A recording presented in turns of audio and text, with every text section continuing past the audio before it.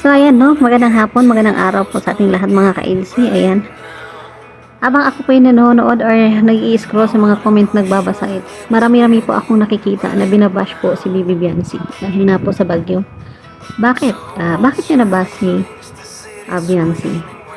Para po sa kaalaman ng lahat, mula noon pa man, kasi matagal na silang nakatira dyan sa may tabing dagat at marami-rami na ring bagyo na dumating sa buhay nila. At isa rin kayong bagyo, mga basher, sa buhay ni Biancy. Mag-evacuate sila doon sa eskwelahan. Para sa kaalaman po ninyo, sarili lang po nila ang dinadala nila doon sa school. Pamilya nila. Hindi po nila kayang buhatin lahat ng mga gamit at buhatin yung bahay nila papunta sa school. Kaya manahimik na lang kayo. Mag-pray na lang po tayong lahat na sana'y walang masamang mangyari kasi hindi lang naman sa lugar nila ni Biancy ang may bagyo.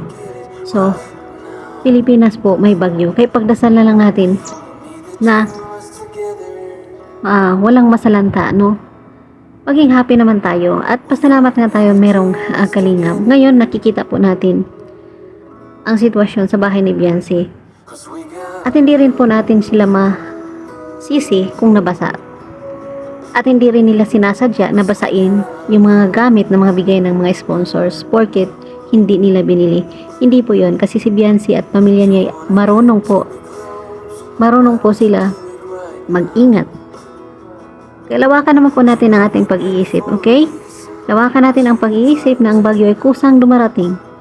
Gaya na lang po sa mga bashers na kusang dumating sa buhay ni Bibi Biancy.